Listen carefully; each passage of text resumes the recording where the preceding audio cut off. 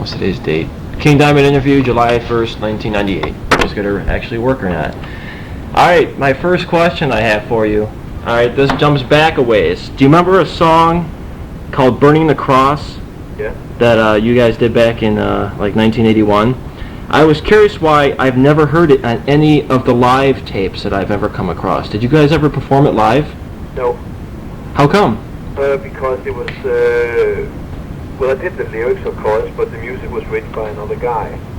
The guy, Benny Peterson, who was in the band, he was actually in the band before Michael Denner joined Mercyful Fate. Oh, so there was another guitar player back then? Yes. And he wrote most of the music for that song. And that's the reason why we don't play, you know, it's not got a lot of relation to us, actually, you know. Did he write any other songs of the old Fate tunes from the old demo stuff? That was it. He wasn't in the band very long. Wow. See, I'd heard that your real name is Kim Peterson, is that right? Yes.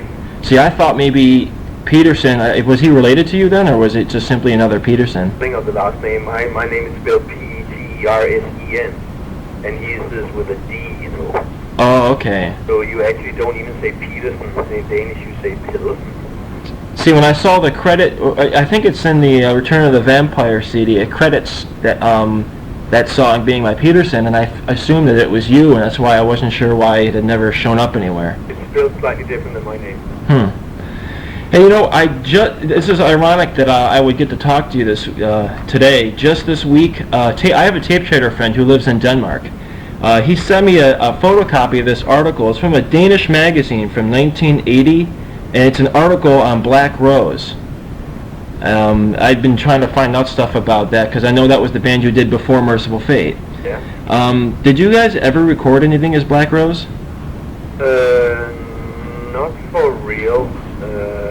I have a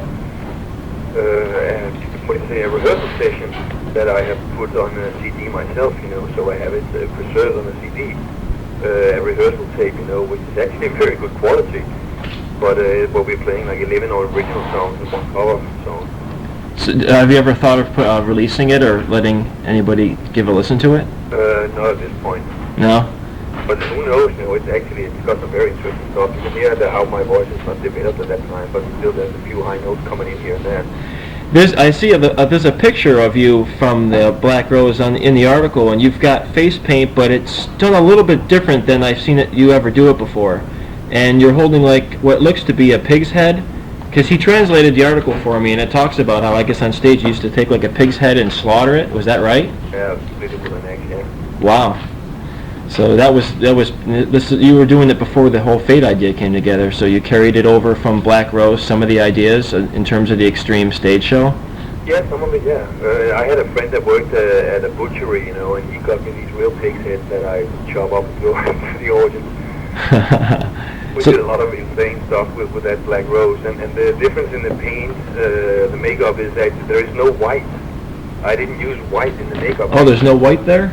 No, what looks like it's white is skin color, but you're probably looking at a black and white photo. Yeah, it is. So that's why I only painted black, and then I left some of it unpainted, and it looks like, you know, it's white in a black and white photo, but it's actually skin color. How about the other members of Black Rose? Did they ever do anything? Was it anybody that went on to other bands or ever you jammed with again, or no? No. Huh. They're very good musicians, though. That tape I have, man, there's some excellent music, actually, you know. It's like a very purplish mix between purple and rainbow with the style, but still not sounding like them, but it had some of that style because we used the old hammer organ, you know, and the guitar player was a huge Blackmore fan, and there's some very complex stuff going on in that music already then, you know. Yeah. When I put it on now and then, I listen to like, this is so cool. You know, the Chilean fan club put out a bootleg CD, and they claim to have a Black Rose song on there, but I have since found out that it's actually a Heavy Load song. I'm not sure if you've ever heard Heavy Load. It's like an old song from '82, and it tricked me. It sounded like it could have been your voice, but at a lower pitch.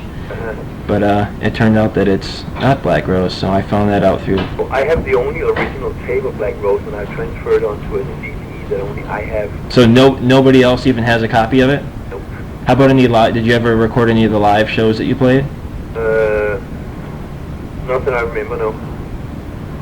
Wow. Hey, what was the very first like heavy album that really had a profound influence on you that made you get into well what is now like heavy metal? Well, early or late 60s, I guess, like the first Led Zeppelin, you know, Iron Butterfly, Grand Funk Railroad, those albums from there, 1970, 69. How old were you then? I must have been around 13, 14. So you were started listening to that stuff with just through friends or through the fact that they were popular at the time? Well, I started to listen to it actually by, I had this little radio with a built-in tape recorder mono, you know, and they had some heavy programs on the radio. I think it was every Sunday or Saturday that I was listening to, you know, and then I recorded those songs from those programs, you know, and that's how I discovered some of those bands. So was Black Rose the first band that you had going then? No, there was one called Brainstorm that I started in '76. I didn't sing in that band, I only played guitar. So, you were a guitar player at first then, right? Yeah.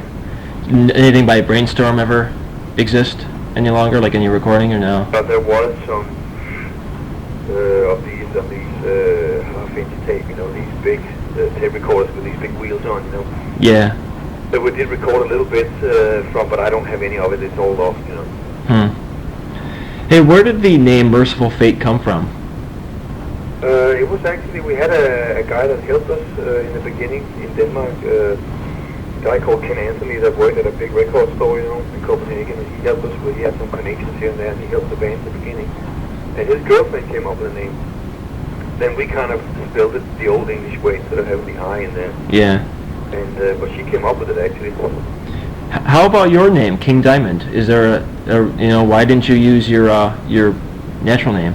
Well, when we started Black Rose, we were sure that we were going to make it big very quick, you know, not Black Rose, but Brainstorm actually, and of course that was tricky. You didn't know what it took in the music business. But that's what we thought, you know, and we thought that people would be able to pronounce our Danish names, so we had to have artist names, because we heard that everybody else had artist names, you know. Yeah. So we made up some artist names, and I have no idea how I came up with King Diamond. I have no idea. So there was no, it was just something that sounded good to you? I couldn't tell you. Couldn't tell you if it had a special meaning, because I don't remember it now. Wow. It's just the name got very stuck to me, you know. When we started Black Rose, I was already known in Copenhagen by that name, because we had done some shows at schools and stuff like that, you know, with Brainstorm. And then Black Rose started playing clubs and even bigger clubs in the Copenhagen area. And then it got much more known, you know, and that was like, it got so stuck, man. Today, it's weird. Everybody is calling me King, and only my mother and my brother and his family calls me Kim, you know. It's like everybody, Ole Bang, you know, that does the business with me, you know, he has been involved, I've known him since '81, and Hank, everybody, they just say King, you know. You're just known as King pretty much to everybody. What they all say, you know, and it's like, it's actually strange when you think about it, because you've known me so long, and that's just so stuck. On a tour, I wouldn't turn around if someone said Kim. I guarantee you, it's stuck. I don't hear that name except for when I talk to my mother or something. Hey, so, you know, since you were being in a band like Black Rose and having the image of, because even in this article, they describe Black Rose as insane musicians, and you guys, you know, slaughtering pigs' heads on stage, and with Mercyful Fate, you were like you were the only band in the '80s that you were actually the only person to ever come out and say, I am a Satanist, and you weren't being fake about it. What did your parents think about, like, you know, when you first got into the metal and stuff? Like, did they completely freak out at what you were doing on stage and what the band was doing? What it deals with that Satanism is philosophy and not a religious way, you know, and they, when it came to religious beliefs, you know, they never tried to force me into anything, you know. The religious and spiritual ways of thinking, you know, I still there had a lot in common with my parents, you know, because they had a lot of occult experiences, and I was able to talk about those I had with them, you know, without sounding like some idiot making up stories, you know. And they would tell me a lot of things of what they had experienced in the occult, you know. So it was not a thing that was like, you can't talk about that, or you're going to sound like you're crazy if you start mentioning stuff like that, because they had experienced things themselves, you know. So it's always been easy. I always had full support from my parents, you know, and they know what I stand for and what I don't stand for. Exactly, you know. A lot of people don't know that Satanism is a life philosophy. They think it's a religion, you know, because it's been made out to be a religion by Christianity mostly, you know. Mm-hmm. And it is really not, you know. So that's where a lot of people go wrong. It's a life philosophy, you know, but the more religious beliefs, you know, it's not mentioned in even LaVey's Satanic Bible, you know, the spiritual side is not mentioned there, because if you go by Satanic philosophy, then you go very much by the individual and realize that every individual is what the word means, you know, one of a kind, and no two are the same, and therefore you must respect other people having different ideas, different thoughts, and different beliefs as well. See, now I would have thought that your parents were very Christian, and that's what made you go so overboard and extreme with live shows, but Not at all. you actually are the antithesis of that, really. You were just allowed to do what you wanted to do. Well, they never forced me to do anything, you know, like they would maybe suggest things or ask me if I would like to try this or that, you know, but not religiously. I was never taken to church or anything like that. Hmm. Hey, the name Melissa, that's, of course, the first album. At dance hall, you know, as like a 5-year-old kid, a 6-year-old kid, you know, to go learn how to dance, you know. Mm-hmm. And I screamed, man, to let me go, you know, I didn't want it, you know.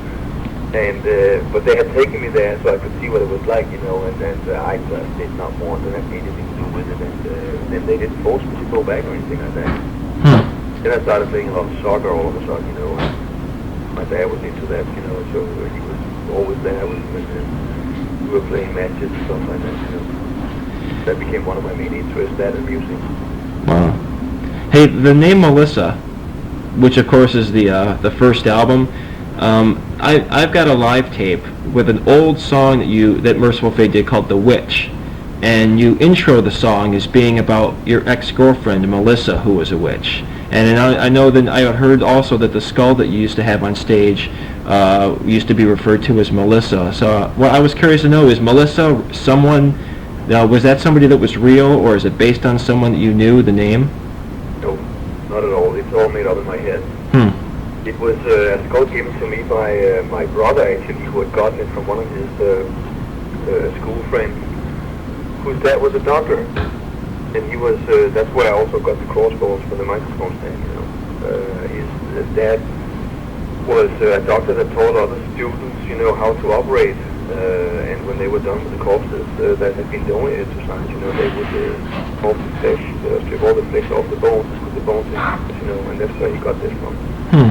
And had given it to his son, who then gave it to my brother, you know, and my brother gave it to me because I could use it. And then, for whatever reason, that's what I don't really know what happened there, but I just felt that this skull should be named Melissa. And then it was years later when we were doing the album, Melissa, that actual, what should I say, it's because you sit there with a skull in your hand, and it's pretty strange, you know. Yeah. Wondering, what has this skull gone through? What kind of life was it part of, you know? And that was really not bothering me, but fascinating me, you know. And then I just made up it. That's the one you hear about on the Melissa album. And then that's probably why I said this is an ex-girlfriend of mine, because it is kind of a love song from the Inquisition, you know, if you talk about the actual song Melissa. And but it's a total fake made up in my head about this skull that I just had to name Melissa for whatever reason. Wow. I always thought maybe it had been... Melissa, you know. I thought it maybe had been based on somebody that you knew too, some of the storyline, because... No. So I keep those type of private life things out of all the stuff we do, because that's nobody's business, you know. Yeah. That I've always done, you know. If I make stuff up, it's because of things I've heard about other people's situations, you know, or things that does happen to people in general, you know. Hey, how come the Abigail story never got made into a movie? I'd heard that it was going to be shopped around, and I personally, if I had a couple mil, I definitely would put up for it, but I don't. But well, some people wanted to. There was a company once that approached us out of the blue, you know, and said that they would like to do them and Conspiracy, or them first, and then maybe Conspiracy too. And some of those people have been involved in the first Nightmare on Elm Street movie, so they had access to some good special effects things and other stuff like that. So it would be a low budget, but so was Nightmare on Elm Street, the first one, which was turned out pretty good, you know. So that became very interesting, but their studios were destroyed in one of the earthquakes they had out in LA. And that's how that whole thing stopped, because there was lawyers actually discussing the actual deal to do it and all this. And they would have loved to do Abigail, but they said it'd be too expensive for them, because it's another time era, and they would really costume and everything else would just cost a fortune, and they wouldn't be able to do it, But this were a thing that was like up and north at the time, as the album then was. And that they really wanted to do, and there was a lot of talks about it, and it got pretty close to being finally settled, and then this unfortunate thing happened. One guy called me and said, our studios, everything is just gone. We don't have the company now, it's gone. I don't know what's going to happen now. And I said, well, nothing you can do about it, but if something comes up, nowhere, they call, but of course I couldn't see, then I was in LA that night. Now, weren't you supposed to play a small role in some movie called Boggs or something like that? Oh, that was, some people had asked us to do some music for this thing, and Andy and I had been working on it, actually got some songs together, And I read, I think it was, I got so many different versions of the scripts. I think I must have had 4 that was revised all the time, they wanted to put me in that, somewhere, but I never decided what type of role I should, if ever I should do it, But it was up there, they were talking about it, and then some of their backers needed their finance in modern business, and it just fell through, no budget to it. Hey, do you still enjoy and get as much out of the music that you're doing now as you did, say, 10, 15 years ago? Has it, really changed? I get more of it now. You get more out of it now? Yeah, I like it better. Do you? It's being part of the business side for a long time, that has kind of eased your mind now to know the business side in and out, knowing what's going on, and it gives you more time and to enjoy the musical part of it, once that comes around, knowing that we know what's going on in the business, and we don't have to worry so much, because we have good lawyers, and we know it ourselves, and it's just, you come into a situation where a lot of things that are just normally hard work and worries becomes a routine that you can handle easier. It gives you more surplus of energy and whatever to when it comes time to actually perform the music, Gives you that much more pleasure, that you can concentrate better on it. Do you remember your very first live performance? Do you remember feeling really nervous, or did it just feel natural? I might have been nervous the first couple of times, but not many times, man. That's maybe a little strange. That would have been back with Black Rose playing just at a school, Wow. Party, In Black Rose, did you do guitar and vocals? No. Just vocals? Yeah.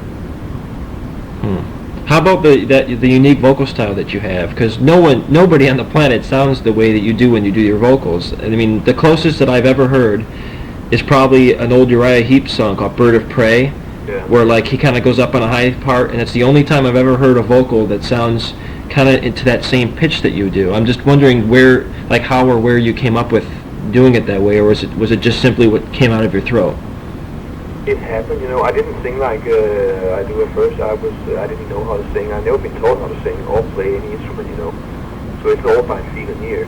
But one thing that was major important for the development of the voice was when I found out how to breathe properly. Because I used to sing with the throat, and I would kill my throat after an hour and a half, I learned how to use the stomach muscles to control the airflow, and I could suddenly hit higher notes, and I could hold them longer, I had more control. And then once you get into that mode, then it becomes better and better all the time. You get more and more control, and I discovered a lot of different voices that was hidden somewhere, the different sounding voices, and that was very much due to us doing the concept albums where I always get 100% behind what we do because we can. Since we have artistic freedom from the record label, they don't come in and say to us, we don't like this, we don't like that, that's not how King Diamond should sound, or Mercyful Fate should sound, because nobody can come and tell me what they should sound like. And that's why, you get into that, you put 100% of yourself behind it. Suddenly there's this character or that character, you want to portray their moods, how they feel right now. So that's how I started using a lot of different voices that I had no idea I had, And it's just been developing over the years, and now it just feels stronger than ever. I have more control over it, it lasts longer, it can go through more punishment before you can hear it, you know, and so that aspect of it feels very good to me, you know. Hey, what do you think of that Mercyful Fate tribute CD that came out? Have you heard it? I honestly must say that I have not listened to it yet, but that is because I got it shortly before we went out on the Pinamo tour. And I have been home for 3 weeks, but it's been nothing but catching up on business, you know, every single day, and then doing interviews and statements come in, and there's a lot of business, you know, when you're involved in it yourself. And I have not had time to put it on to listen to it. But I have it, and I, of course, will be listening to it.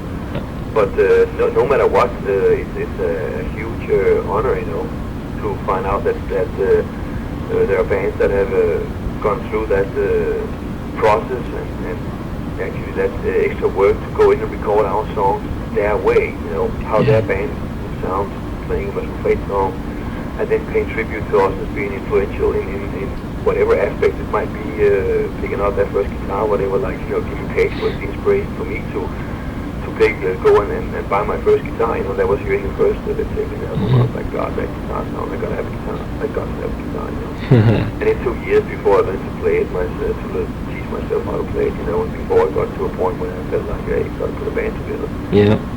But that's where my inspiration came from, and of course, you know, I have never sounded in any of the bands I've been involved in, like Led Zeppelin. Though I love the band, you know, but then what's the point of sounding like exactly like someone else, you know? That's not going to get you far, I think.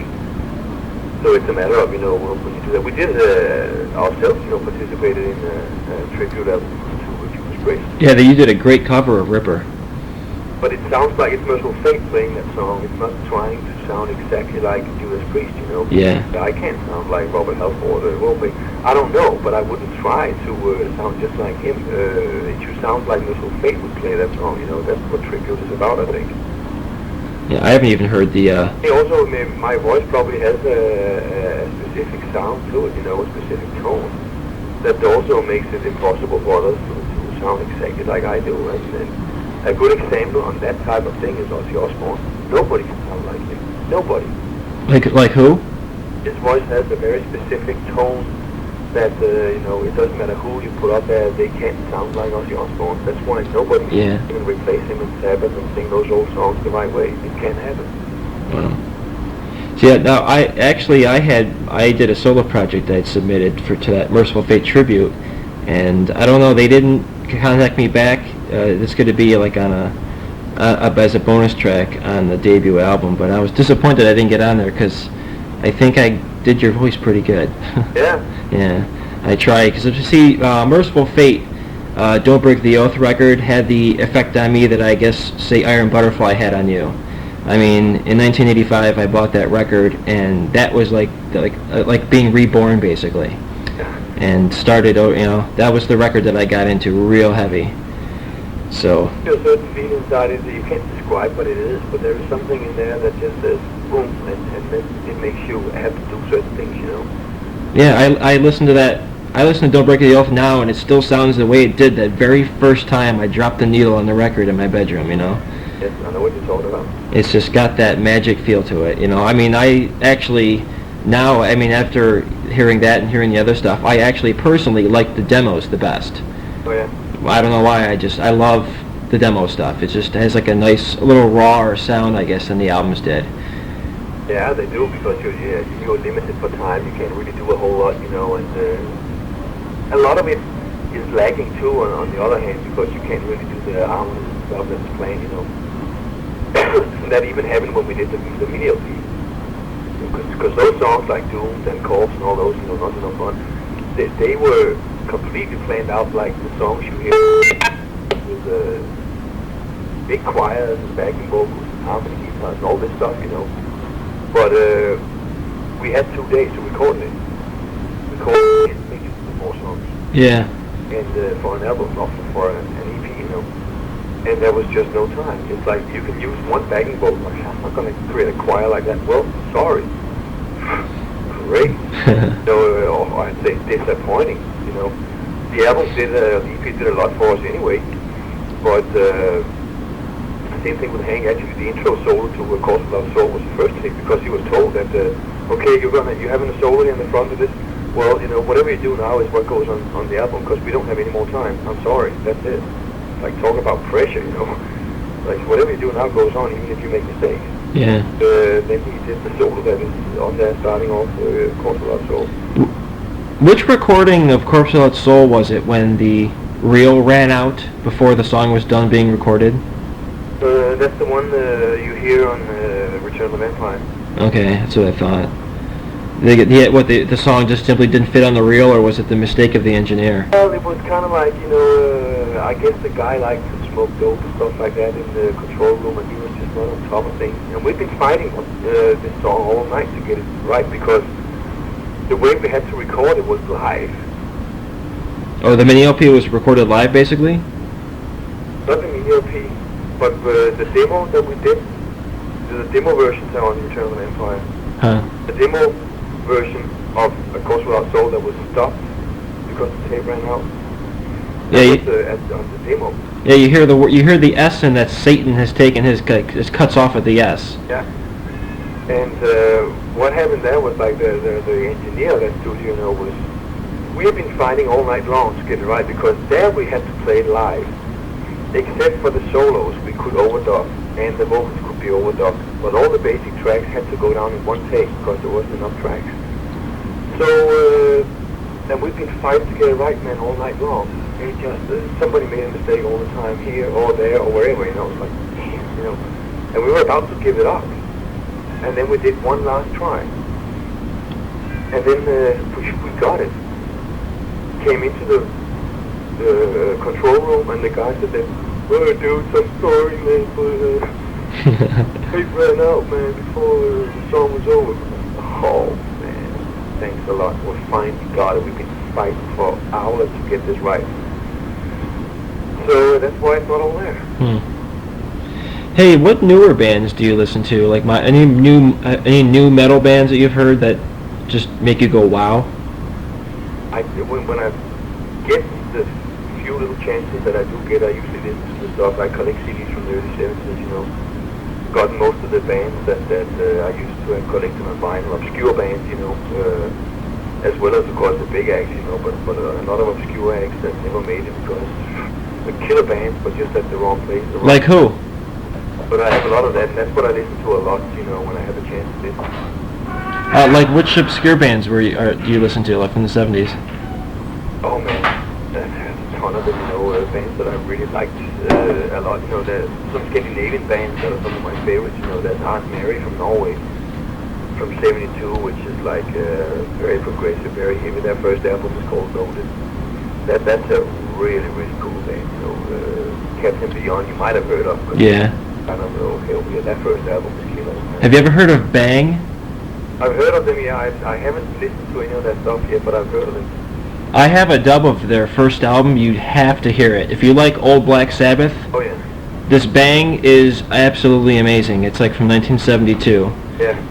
And I just found that through a tape trader, trying to find like all the really, because I like a lot of the obscure 70s stuff, like Hawkwind, Amandul 2.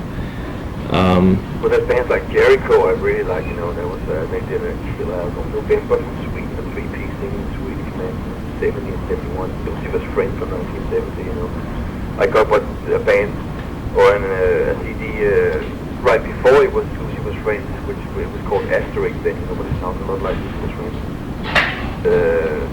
So the Extents, you know, was a really killer guitar that did an album that was 76 though, I think. But there is so many of those old bands that are just, you know, ringing their bell. That was killer back then, unknown. There's even a Danish band called Culpepper's Orchard that is great, man. Wow. Davthvs is another really cool band from '68 where actually Rick Nielsen was playing in of Cheap Trick, and it's much heavier than Cheap Trick, you know. There's a Major is another cool one where Dick Wagner from Alice Cooper played. You can hear some of the stuff.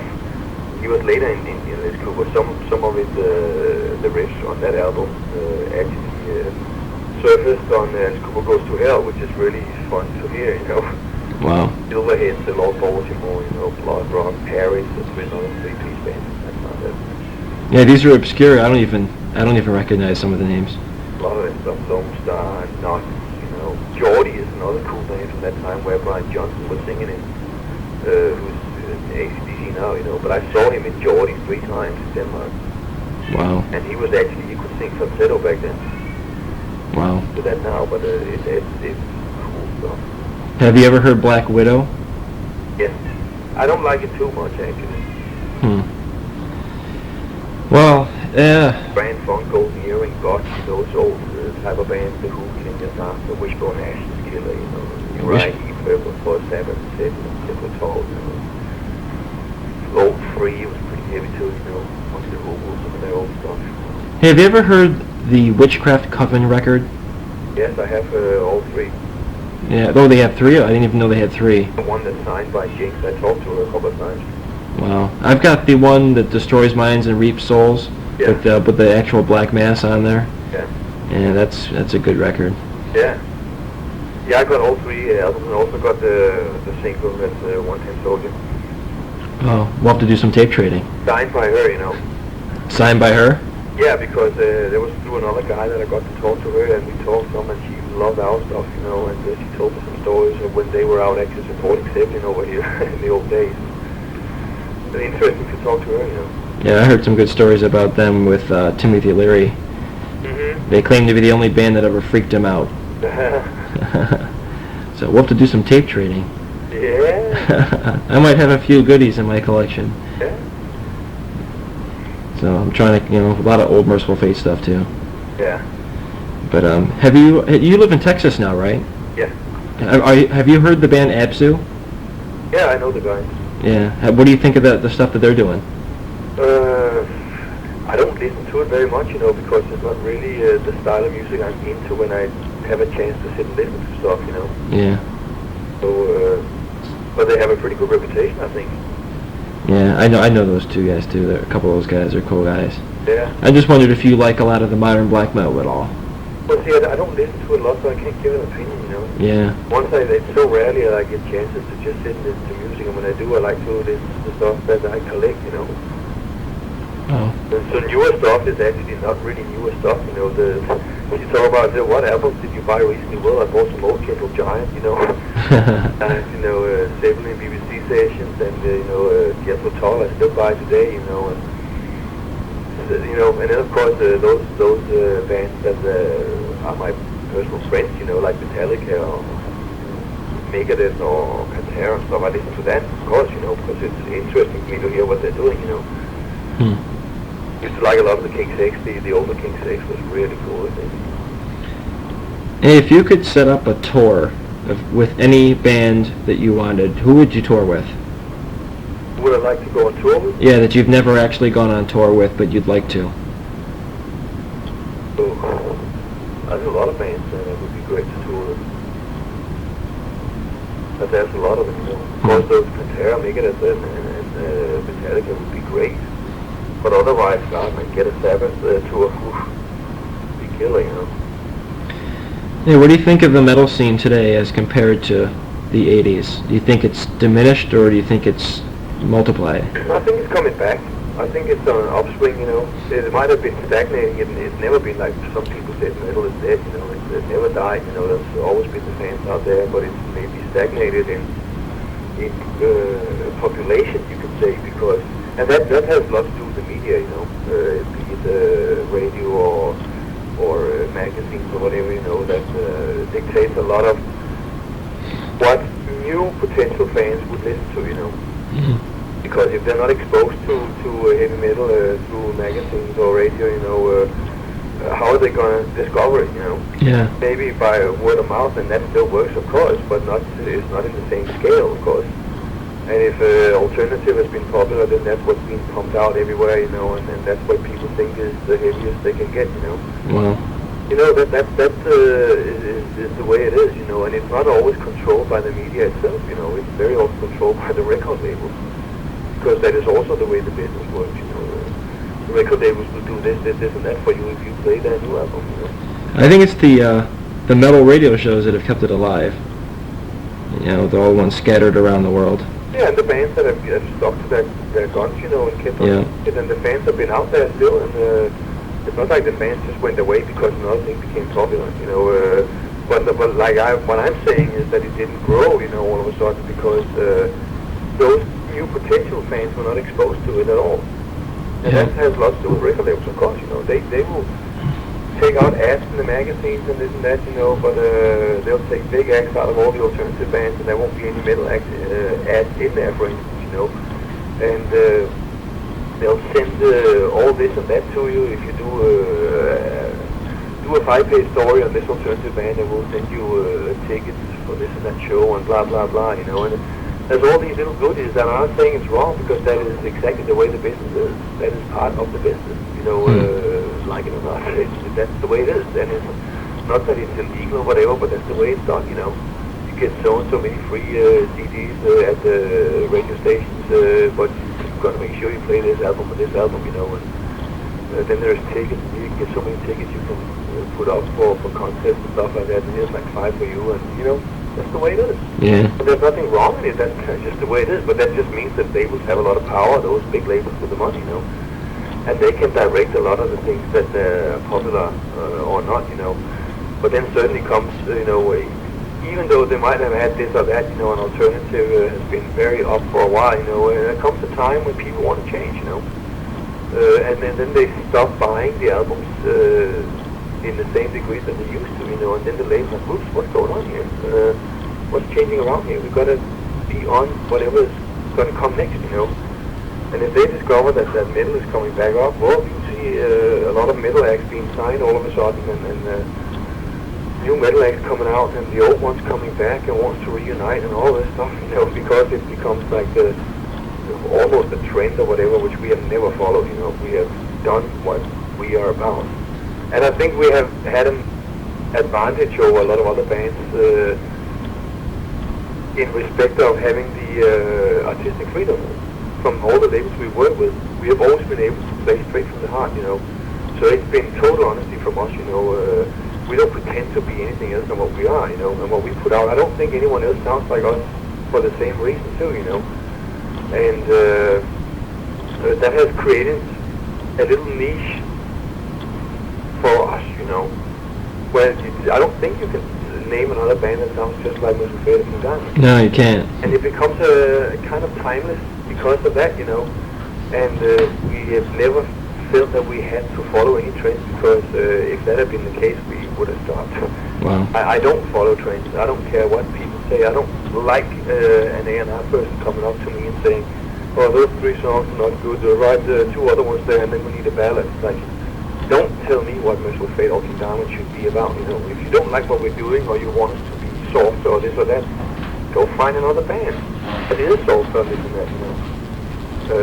The only, I would say, people that has a say when it comes to us is the fans. As long as they like what we're doing and buy the album, we'll be playing, you know. Mm-hmm. If they don't buy it all of a sudden, they are directing us to stop. We're not going to change style suddenly and then play this and that because it's popular. No way, ever. I have lots of other things I'd like to try and do. So, you know, that's the only scenario that I can see somebody coming directing us in a certain way, and that would only be, you know, to stop or continue, not to change. Hey, are there any other lost Mercyful Fate recordings that are going to surface anytime soon?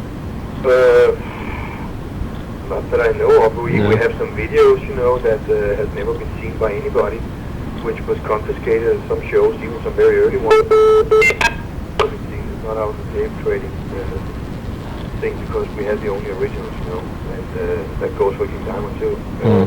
So there is stuff in that respect, but actual studio recordings, I don't know. We came across something I didn't expect, or I kind of remembered it when I heard it, you know, when we reissued some of these albums, you know. There was specifically for King Diamond, there was some unique recordings, you know, like rehearsals even. That was very special because it was different people that actually went in and did the album, talking about them. Timmy had dropped out of the band before that. Michael Denner was already out of the band. So we were a 4-piece rehearsing for the album, looking for guitars. And you actually hear that rehearsal without vocals, doing Invisible Guest and Bye Bye Missing, where it's Andy the Rocker and myself playing the guitar.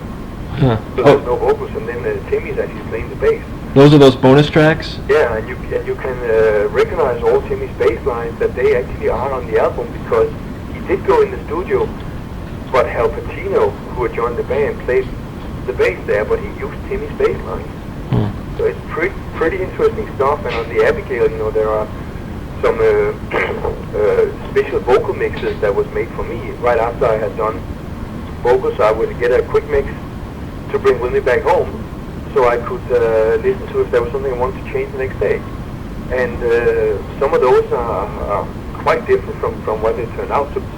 And there's 3 versions that have been included on that as bonus tracks as well. Yeah, I hear on a lot of the... We have a song, The Procession, for instance, where there is a choir on this bonus track, which is not there on the album. It was replaced by cellos, you know, and there are certain third harmonies that was, you know, deemed to be a little too outrageous, and they were like cut out, so it's only 2 harmony pieces sometimes, and you can hear some of those differences and those visual things there, you know, very interesting stuff.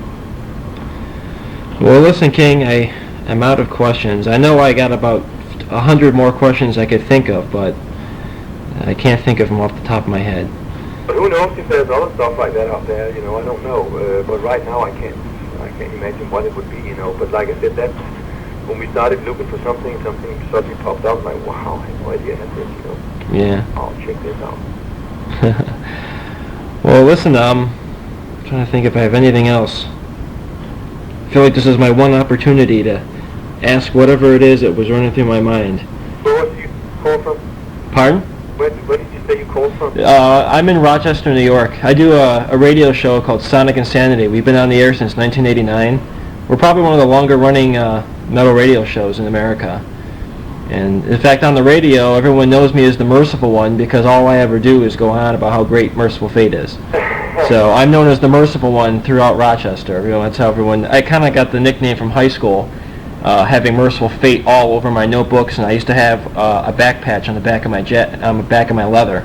And everyone just said, that's the Mercyful One. It's got Mercyful Fate all over everything. I can tell you that there's going to be some surprises in the sets we're going to play. Or you can't put this on the air though. You shouldn't do that.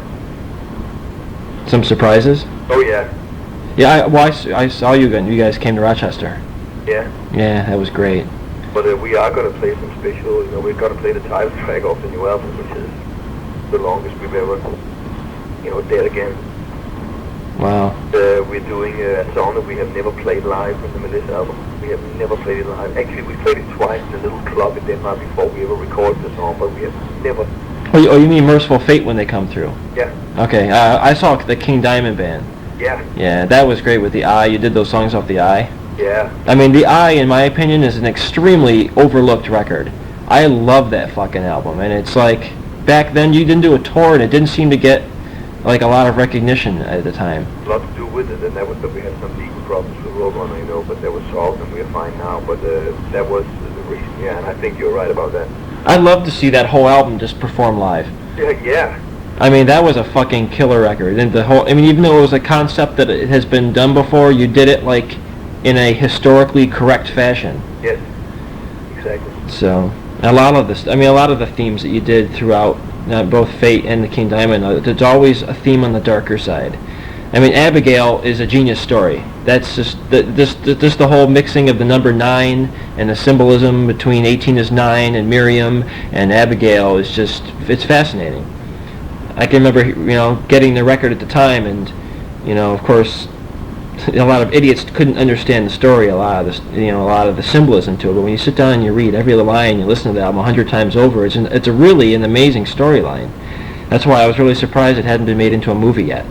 Yeah, well, man, it's like, you know, it's perfect for it. A lot of those stories are, you know, and I'd love to see it someday. But it's also, you know, you need to get your foot into a business that is tough to get your foot into, you know. Yeah. And you should know someone and this and that. And we haven't tried to shop it anywhere. I know the ideas, but there's a lot of cool stories that could be some pretty good horror movies, I think. Hey, on the Fatal Portrait record, there's the 3 songs that are a concept together. 5. Oh, is there 3 or 5? Yeah. Is that was the fatal portrait idea kind of borrowed a little bit from the oval portrait story by Edgar Allan Poe? No. Have you ever read that short story by Poe called The Oval Portrait? Nope. That's one of the few I haven't read by him. That I don't know about. Yeah. It's amazing. You've got to read that story then. It's actually about a man who is up in the attic painting the portrait of his wife, and with every stroke that he paints of her, her life drains out of her. Wow, that is pretty heavy. Yeah, I always thought maybe you kind of taken the theme and then kind of expanded it into something more. Oh no, because all I was thinking of doing that thing there was this hidden jealousy thing, you know, and pride at the same time conflicting, where this mother has this beautiful child that whenever people are over there, they only pay attention to the child and not the mother. And so the mother is like, God, man, I'm proud of the child, I'm proud of this thing, but I need attention too, you know. So she tries to paint a portrait that way she can keep the daughter away from them, so they can look at the portrait, still giving the mother that pride of her daughter, but at the same time they have to talk to her. And that's what she tries, but what she doesn't realize is, you know, that I have heard, where you can sometimes end up causing me to other stuff, and it seems like, wow, you get an idea from it. You know, actually, the freaking me out was on the album Them. I can't remember, it's in the song The Accusation Chair or something like that, but there is this theme in there. And this guy came up to me on the US tour and said, God, man, I thought it was so cool that you had put in the theme from Twilight Zone in that song. I'm like, what? We have this kind of thing going, and it sounds like a fast version. I had no idea. I never seen the Twilight Zone because it was not in Denmark. It never had it broadcast in Denmark, so I had no knowledge of it at all. And this guy says, oh, it sounds just like this. And I'm like, what kidding me? You know, I don't know what he's talking about. And then one day it came on, and I was looking at it, and I heard the theme, you know, it's like, no way. Like one note difference, you know, on those two, and then we just played it faster, you know. I'm like, whoa, that's a coincidence, you know. Wow. Of course, those things happen, you know, but it's like, it freaks me out when it does like that, you know. That was like too much, you know, getting that close to another theme for a TV horror series, you know, or series of the unknown. It's like, whoa. Well, the Oval Portrait story by Poe, it's a very short story. It's like 2 pages. Oh, wow. It's only a little 2-page story, and in maybe 2.5 pages. It's in a collection that I have of his stories. Yeah. And it's just, you know, it's about a man. He paints his wife, and as he's painting the brushes, you know, as he paints each stroke, she gets weaker and weaker. And at the end of the story, he finishes the painting and turns it to show it to her, and she's lying there dead on the floor. So I thought that's interesting. It's a pure chance. God, huge. But probably being in tune with the same energies that he was drawing from, probably. Oh man, you said this is called the Oval Portrait? Oh, there's a beep coming in on my phone. Now I was saying that you probably were drawing from the same energies that Poe was drawing from when he was writing his stories. Yeah, the title was The Oval Portrait, you said? Yeah, it's called The Oval Portrait. Have it here. You're right, it's 2 pages. I have a book that I have not read it, you know. I have not read this book, but somebody gave me this book. It's called Edgar Allan Poe, The Complete Edgar. And I see the title in here. From 305 to 307, but I've never opened the book and read it, you know. Yeah, you'll be amazed when you read it then. Here it is. 2 pages and a paragraph. Yeah.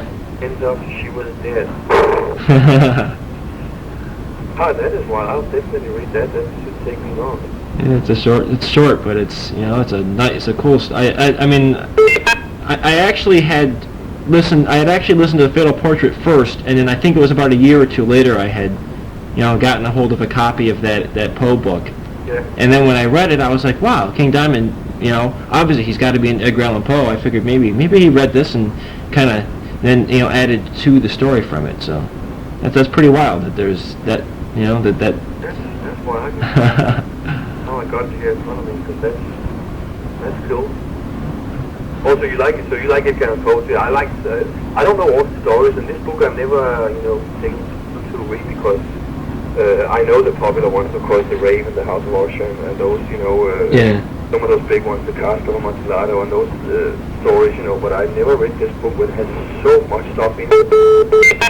Over your head, 3 Sundays a week. A bunch of these I've never heard of, Of course, The Pills, The Pendulum, you know of, The Telltale Heart, I know. The Black Cat, I know. A Tale of the Ragged Mountain, never heard of that. Because I haven't read those.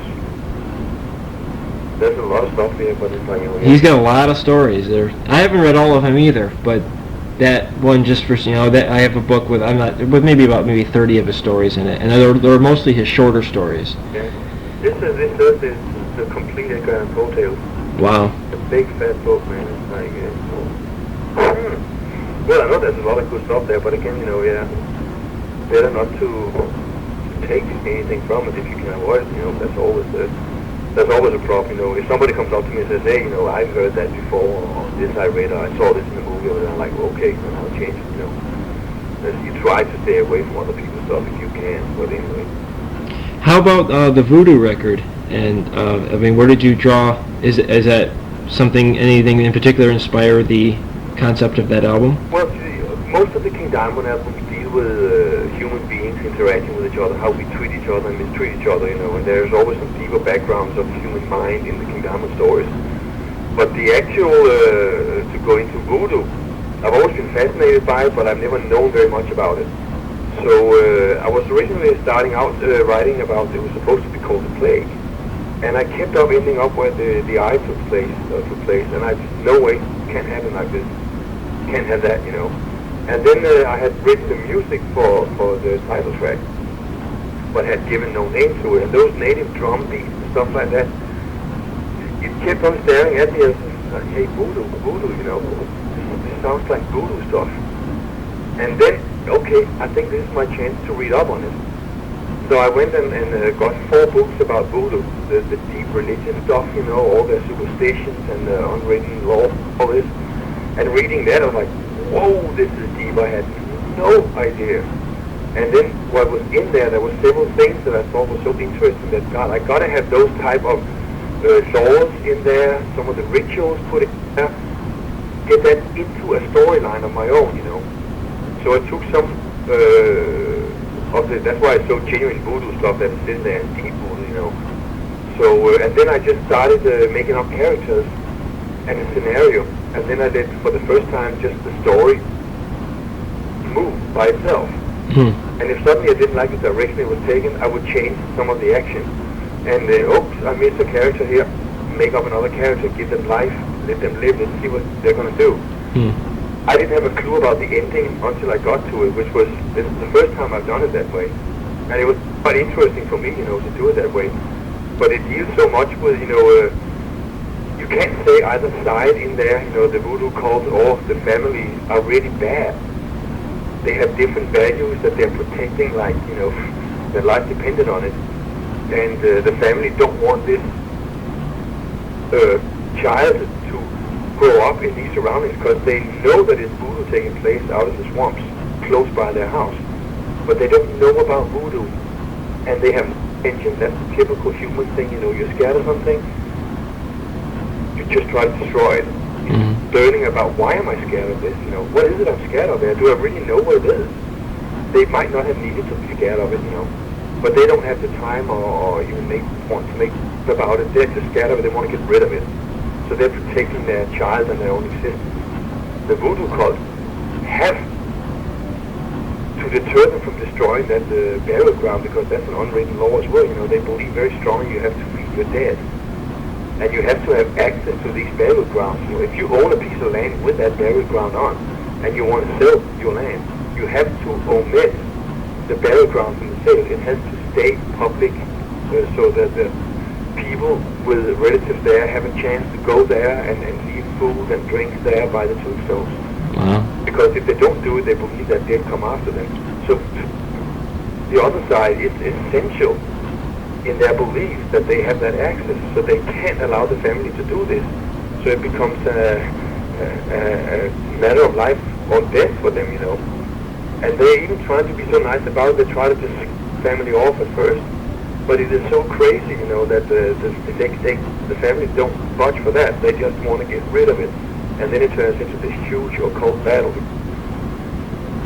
So it's a different story, but it's like, you know, you have two good sides actually defending their own good side.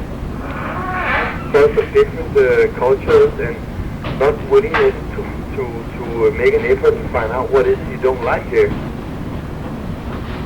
Wow. Hey, on the Mercyful Fate side, do you, since the reformation of Mercyful Fate, when you guys came back together? Could you hold a second? Sure.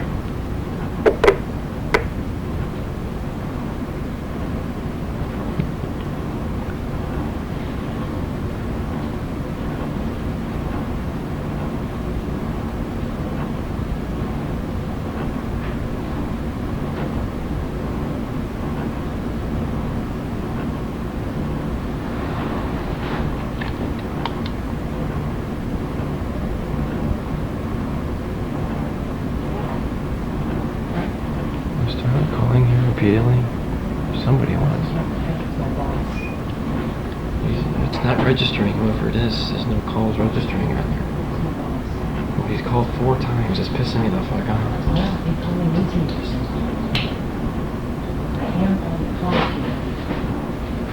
It's after 5. Hello? Yeah, King. Yeah. Okay, you back? It was Joey. He said, you're way over time. You're way over time. So we'll break in and tell him, say so, because that's what he's supposed to do. Okay. Oh, was that him calling in to me? Was that him calling me maybe then?